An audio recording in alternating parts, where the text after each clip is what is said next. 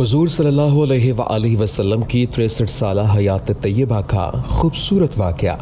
बिस्मिल्लाहिर्रहमानिर्रहीम। अस्सलामुअलैकुम समा वॉइस यूट्यूब चैनल की मुअज़्ज़ज़ ख़वातीन व हज़रात, इमामुल अंबिया हुजूर अकरम सल्लल्लाहु अलैहि वसल्लम की पैदाइश यतीमी की हालत में वाक़या फ़ील के तकरीबन 50 दिन बाद बरोज़ पीर मौसम बहार में हुई।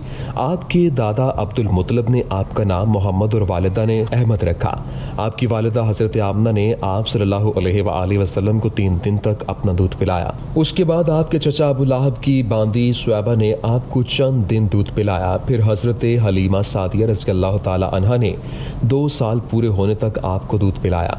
2 साल पूरे होने पर आपका दूध छुड़ा दिया गया। आप सल्लल्लाहु अलैहि वसल्लम की उम्र 6 साल थी कि आपकी वालिदा का इंतकाल हो गया, और जब आपकी उम्र 8 साल हुई तो आप सल्लल्लाहु अलैहि वसल्लम के दादा अब्दुल मुत्तलिब भी दुनिया से पर्दा फरमा गए।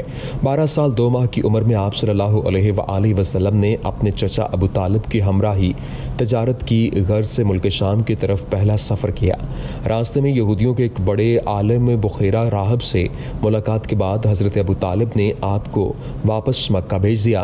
15 साल 7 माह की उम्र में आप सल्लल्लाहु अलैहि वसल्लम ने अपने कबीला कुरैश और एक दूसरे कबीला कैस के दरमियान होने वाली जंग हर्बुल फजार में हिस्सा लिया, लेकिन उस लड़ाई में आप सल्लल्लाहु अलैहि वसल्लम ने किसी पर हाथ नहीं उठाया।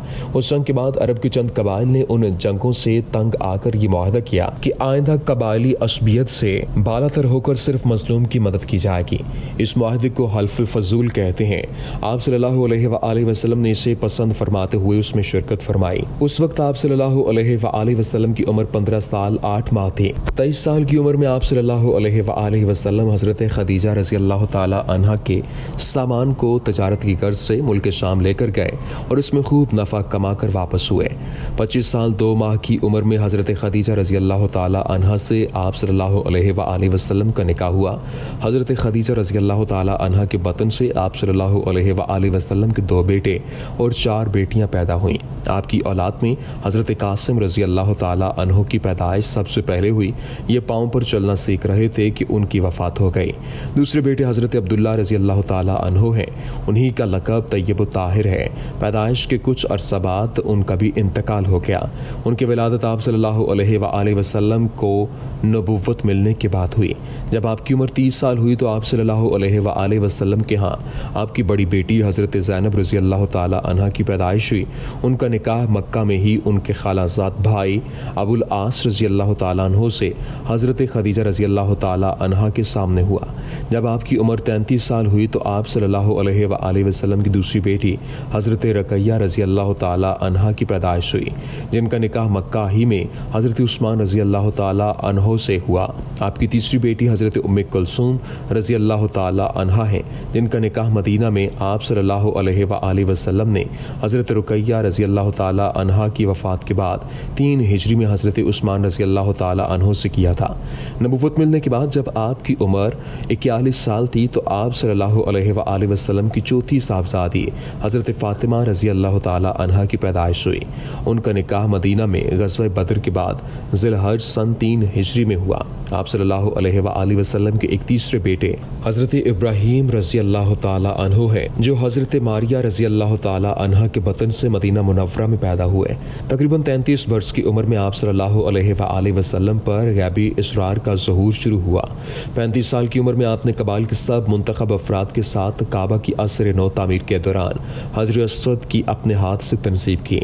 9 रबीउल अव्वल बमुताबिक 14 फरवरी 10 ईस्वी को जब आप सल्लल्लाहु अलैहि वसल्लम की उम्र 40 बरस 1 दिन थी तो बाज़ाब्ता तौर पर आपको अल्लाह रब्बुल इज़्ज़त ने खिल्लत नबूवत के साथ मुमताज़ व मुशर्रफ फरमाया। बासत नबी आप सल्लल्लाहु अलैहि वसल्लम को नबूवत मिलने के बाद से शुरू होने वाला ज़माना के पहले साल नमाज़ें फ़र्ज़ कर दी गईं।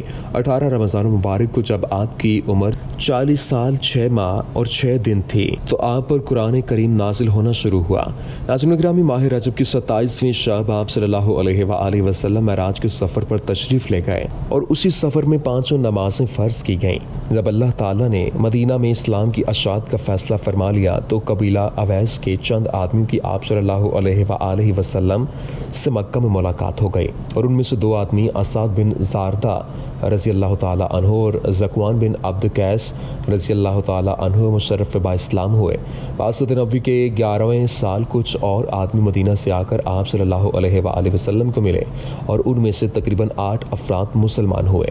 بعثت نبوی کے 12ویں سال جب آپ صلی اللہ علیہ وآلہ وسلم کی عمر 52 سال تھی، ماہ ذی الحج میں جمرہ عقبہ کے قریب مدینہ سے آئے ہوئے تقریباً 12 افراد نے آپ صلی اللہ علیہ وآلہ وسلم کے ہاتھ پر بیعت کی، جسے بیعت عقبہ اولیٰ کہا جاتا ہے۔ اگلے سال جب آپ صلی اللہ علیہ وآلہ وسلم عمر کے 53ویں سال میں تھے تو ماہ ذی الحج میں مدینہ طیبہ سے ایک بڑا قافلہ مکہ معظمہ پہنچا، جن میں 70 مرد اور 2 عورتیں شامل تھیں۔ آپ صلی اللہ علیہ وآلہ وسلم نے نصف شب کے وقت جمرہ عقبہ کے قریب ان سے ملاقات کی۔ اس وقت آپ صلی اللہ علیہ وآلہ وسلم کے چچا حضرت عباس رضی اللہ تعالیٰ عنہ بھی آپ کے ساتھ تھے، جو اس وقت تک مسلمان نہیں ہوئے تھے۔ حضرت عباس رضی اللہ تعالیٰ عنہ نے مدینہ سے آئے ہوئے ان حضرات سے مخاطب ہوتے ہوئے فرمایا، یہ میرا بھتیجا ہے جو ہمیشہ اپنی قوم میں عزت و حفاظت کے ساتھ رہا۔ تم ان کو مدینہ لے جانا چاہتے ہو، اگر ان کے مخالفین سے ان کی حفاظت کا ذمہ لے سکتے ہو تو ٹھیک ہے، ورنہ ان کو اپنے قبیلہ میں رہنے دو۔ اس مدنی قافلہ کے سردار نے کہا کہ ہم حضور صلی اللہ علیہ وآلہ وسلم کی حفاظت کا ذمہ لیتے ہیں، اے اللہ کے رسول اپنا دست مبارک دیجئے کہ ہم بیعت کریں۔ آپ صلی اللہ علیہ وآلہ وسلم نے ہاتھ بڑھایا اور یہ سب لوگ بیعت نبوی سے مشرف ہوئے۔ اس بیعت کو بیعت عقبہ ثانیہ کہتے ہیں۔ پھر اسی سال آپ صلی اللہ علیہ وآلہ وسلم نے ماہ صفر کی 27ویں شب کو مکہ سے حضرت ابو بکر صدیق رضی اللہ تعالیٰ عنہ کو ساتھ لیا اور روانہ ہو کر غار ثور پہنچے، اور اس غار ثور میں 3 راتیں قیام کرنے کے بعد یکم ربیع الاول 1 ہجری وہ زمانہ جو آپ صلی اللہ علیہ وآلہ وسلم کے مدینہ کی طرف ہجرت سے شروع ہوا۔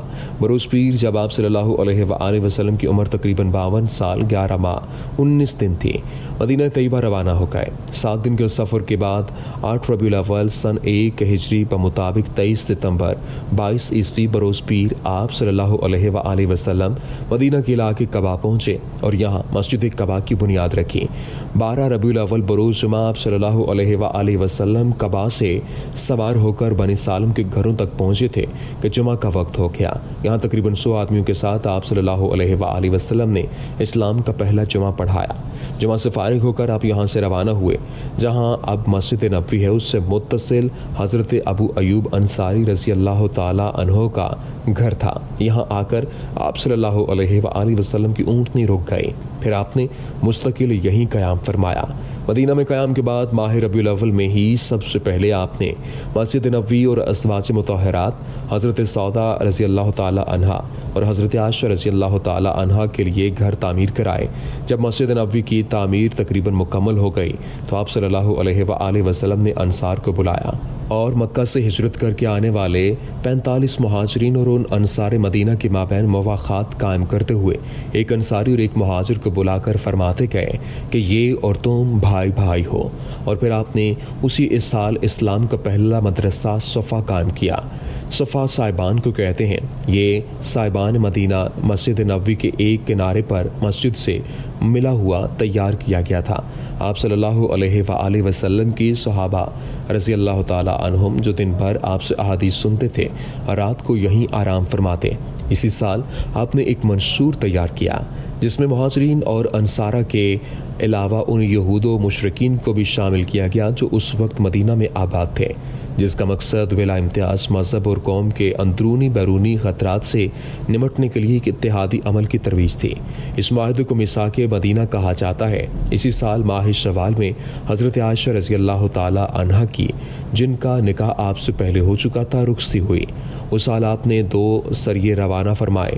سریہ جہاد کے اس دستے کو کہا جاتا ہے جس میں آپ نے خود شرکت نہ فرمائی ہو، بلکہ اپنے کسی صحابی رضی اللہ تعالیٰ عنہ کو اس دستے کا امیر مقرر کر کے روانہ فرمایا ہو، خواہ جنگ کی نوبت آئی ہو یا نہیں۔ یہ بھی ضروری نہیں کہ وہ دستہ جنگ ہی کی نیت سے روانہ کیا گیا ہو۔ 2 ہجری میں 5 غزوات ہوئے۔ غزوہ اس چھوٹے یا بڑے لشکر کو کہتے ہیں جس میں آپ صلی اللہ علیہ وآلہ وسلم بنفس نفیس شریک ہوئے ہوں، خواہ اس سفر میں جنگ کی نوبت آئی ہو یا نہ آئی ہو، اور خواہ اس لشکر کے پیش نظر جنگ کے علاوہ کوئی اور مقصد ہو۔ غزوہ ابو عجز کو وہاں غزوہ ودان بھی کہتے ہیں۔ غزوہ بوات، غزوہ بدر کبریٰ، غزوہ بنی قینقاع، غزوہ سوید اس سال کے غزوات میں سب سے اہم غزوہ بدر ہے، جو رمضان المبارک کی 18 تاریخ کو بدر کے مقام پر جو مدینہ سے 80 میل دور ہے وقوع پذیر ہوا۔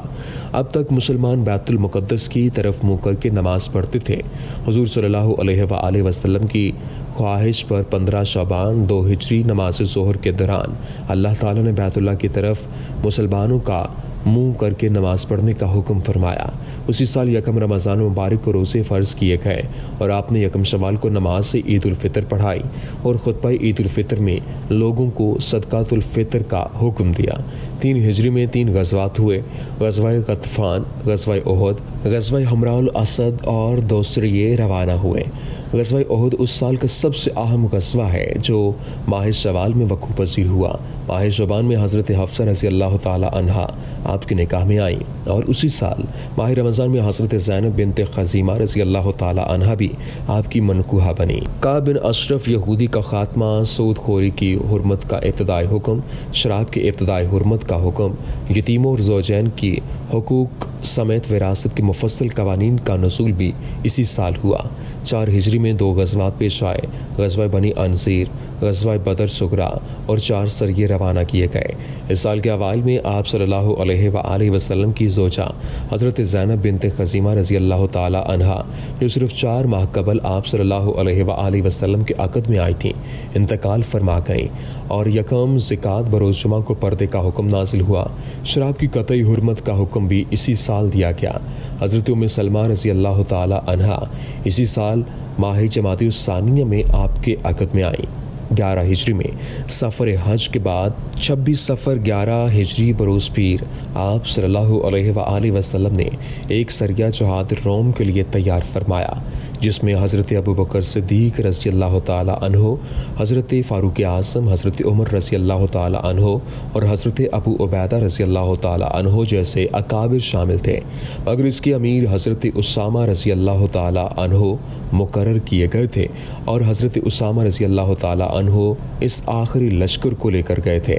یہ وہ آخری لشکر تھا جس کا انتظام حضور نبی کریم صلی اللہ علیہ وآلہ وسلم نے خود فرمایا تھا۔ اب یہ لشکر روانہ نہیں ہوا تھا کہ 28 سفر 11 ہجری میں آپ صلی اللہ علیہ وآلہ وسلم کو بخار ہونا شروع ہو گیا۔ جب آپ بخار میں مبتلا ہوئے، جب آپ کا مرض طویل اور سخت ہو گیا تو ازواج مطہرات رضی اللہ تعالی عنہا کے گھر رہنے لگے۔ رفتہ رفتہ مرض اتنا بڑھ گیا کہ آپ صلی اللہ علیہ وآلہ وسلم مسجد تک بھی تشریف نہیں لا سکتے تھے اور ایسی صورتحال بن چکی تھی۔ ایسی صورتحال میں آپ صلی اللہ علیہ وآلہ وسلم نے فرمایا، صدیق اکبر رضی اللہ تعالی عنہ یعنی حضرت ابوبکر صدیق رضی اللہ تعالی عنہ سے کہو کہ نماز پڑھائیں۔